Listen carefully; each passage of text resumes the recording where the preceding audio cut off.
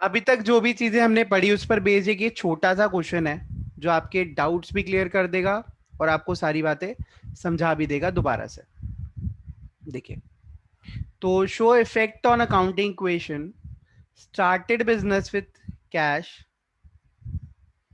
80,000, stock 2 lakh, machine 1 lakh और bank balance 50,000। Paid rent 20,000 including 5,000 advance. 20,000 pay करे लेकिन 5,000 हमने एडवांस दिया है। सैलरी पेड 8,000, आउटस्टैंडिंग जो है 4,000 जो अभी पे नहीं करी। तो ये किसको इंडिकेट करता है? आउटस्टैंडिंग एक्सपेंस को। और ये किसको इंडिकेट करता है? प्रीपेड एक्सपेंस को। कमीशन अर्नड जो आपने कमाया वो है 6,000, लेकिन मिला कितना है अभी तक? 5,000 रिसीव टिल डेट, 5,000 रुपए मिले अभी तक।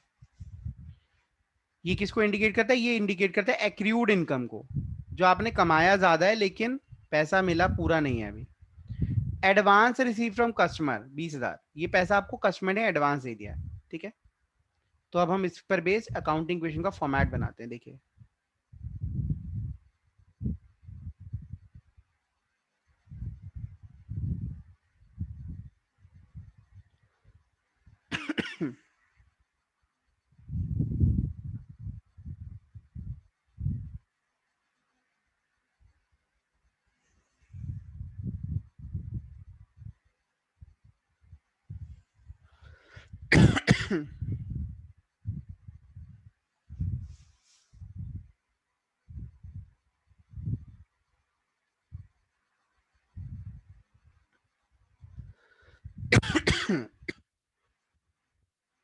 स्टार्ट करो मैं solution. Started business with cash 80,000, stock 2 lakh, machine 1 lakh और बैंक बैलेंस 50,000। तो इन सभी चीजों से आपने बिजनेस शुरू करा तो यहां पर आ जाएगा स्टार्टेड बिजनेस। ठीक है, कितना कैश लगाया? 80,000। ठीक है, और क्या लगाया एसेट्स में? 2 लाख का स्टॉक, मशीन 1 लाख और bank balance 50,000। Stock 2 lakh, machine 1 lakh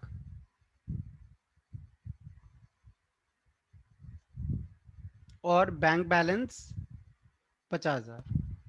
ये सारा पैसा आपने अपना खुद का लगाया है, तो in that case total capital कितनी हो गई बिजनेस में? 2,80,000 प्लस 1,50,000, 4,30,000 की कैपिटल आ गई बिजनेस में। सेकेंड, पेड रेंट 20,000, 20,000 रेंट पे करा, 5,000 एडवांस है उसमें। अब देखिए, रेंट पेड है 20,000। ठीक है, ₹5,000 प्रीपेड। प्रीपेड मतलब आपने एडवांस पे कर दिया, तो आपकी जेब से पैसा निकला 20,000, लेकिन खर्चों में कितना जाएगा? खर्चों में जाएगा सिर्फ 15,000, जिससे कैपिटल कम हो जाएगी। बाकी का 5,000 that will be shown in assets, क्योंकि वो आपने एडवांस पे करा हुआ है जिसका फायदा आपको आगे मिलेगा, प्रीपेड रेंट। तो यहां मैंने लिख दिया प्रीपेड रेंट, जितनी मेरे पास जगह है उसके अकॉर्डिंगली प्रीपेड रेंट एसेट्स में आ गया 5,000। पैसा 20,000 गया, लेकिन खर्चों में हम 15,000 दिखाएंगे क्योंकि वही हमारा अभी तक रेंट देना बनता था, बाकी हमने ज्यादा दिया हुआ, एडवांस दे दिया है, जिसका हमें फ्यूचर में फायदा मिलेगा। Salary paid 8,000, outstanding salary 4,000। अब इसका मतलब क्या है? 4,000 रुपीज हमें देना है, अभी बाकी है। Salary paid 8,000 and outstanding salary जो है दैट इज 4,000। इसका मतलब है आपके पास से पैसे गए हैं 8,000, लेकिन आपका खर्चा कितना हुआ है? आपका खर्चा हुआ है 12,000।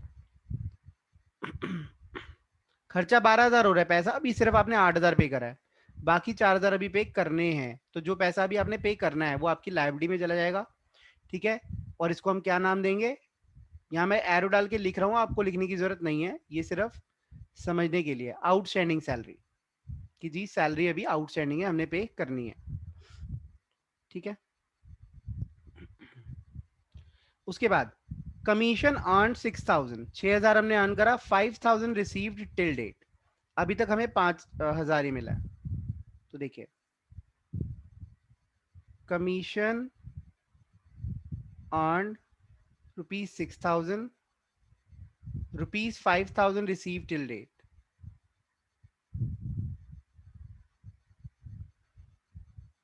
ठीक है, इसका मतलब क्या है, हमारी कमाई 6,000 है, लेकिन पैसा कितना मिला है अभी? 5,000। तो 1,000 रुपए भी मिलना बाकी है। आई रिपीट, पैसा 5 मिल रहा है, कमाए हमने 6 हैं, तो 1,000 अभी लेना बाकी है। ठीक है, वो हमारी एसेट्स में चला जाएगा, जो पैसा हमें मिलना है। ठीक है, और एसेट्स में क्या जाएगा, मेरे पास जगह थोड़ी कम है। ठीक है, ये मैं यहाँ पे लिख देता हूँ। ठीक है, इसको मैं ब्लू से लिख देता हूँ ताकि क्लियर रहे। एसेट्स के अंदर आ जाएगा एक्रूड कमीशन। Accrued commission 1,000।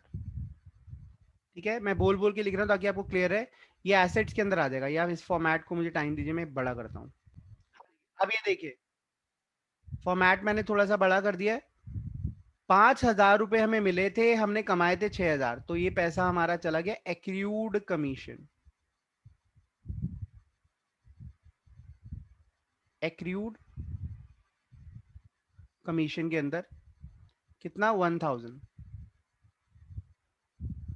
ठीक है, अब लास्ट है ये fifth point, advance received from customer 20,000। Customer से मुझे एडवांस मिला है, तो ये यहां लिखेंगे एडवांस रिसीव्ड फ्रॉम कस्टमर। पैसा मैंने अभी कमाया नहीं है, एडवांस मिला है, तो 20,000 रुपीज मेरे पास आ गए, और ये मेरे पास यहाँ लाइबिलिटीज में आ जाएंगे 20,000। ठीक है, और मैं यहाँ एरो बना के यहाँ लिख भी रहा हूँ एडवांस फ्रॉम कस्टमर। ठीक है, ये आपको लिखना नहीं है, सिर्फ आपको समझाने के लिए। अच्छा, एक चीज यहाँ रह गई जो मेरे से, ये लाइबिलिटी के अंदर जो हमारा आउटस्टैंडिंग सैलरी था वो मिट गया था, वो मैंने दोबारा लिख दिया। ठीक है, अब देखिए, हमने इतनी सारी चीजें करी, क्या उसके बाद हमारी ट्रांजेक्शन जो दोनों साइड्स हैं वो मैच करती हैं? अगर मैच नहीं करती तो हमारी गलती है उसमें। ठीक है, अब देखते हैं कि न्यू इक्वेशन जो है हमारी वो क्या आती है। तो cash 80,000 minus 20 60,000 minus 8 52 52 plus 5 57 57 plus 20 77,000। Then उसके बाद हमें दिया हुआ है स्टॉक। स्टॉक कितना है? स्टॉक 2 लाख का था और 2 लाख का ही है अभी भी, ना बढ़ा है ना कम हुआ है। मशीन मशीन 1 लाख की थी, अभी भी 1 लाख रुपए की ही है, ना बढ़ी है ना कम हुई है। बैंक बैलेंस भी 50,000 का था, 50,000 का ही है, ना बढ़ा है ना कम हुआ है। प्रीपेड रेंट 5,000 है, जो हमने एडवांस में रेंट दिया हुआ है। एक्रूड कमीशन 1,000 रुपए है।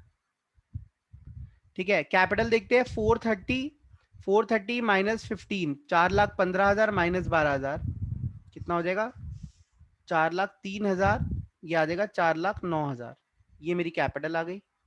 ठीक है, और लाइबिलिटीज में आ गया 24,000। 24,000 कैसे? 4,000 सैलरी पे करनी है अभी, और एक 20,000 का एडवांस आया हुआ है कस्टमर से। एक बार टोटल कर लेते हैं, 277 377 377 427 427 प्लस 6 433। टोटल आ रहा है 4,33,000। ये भी टोटल आ रहा है 4,33,000। तो LHS is equal to RHS, दोनों साइड्स हमारी इक्वल है। हमारा सॉल्यूशन बिल्कुल ठीक है। कोई डाउट है तो पूछ लो।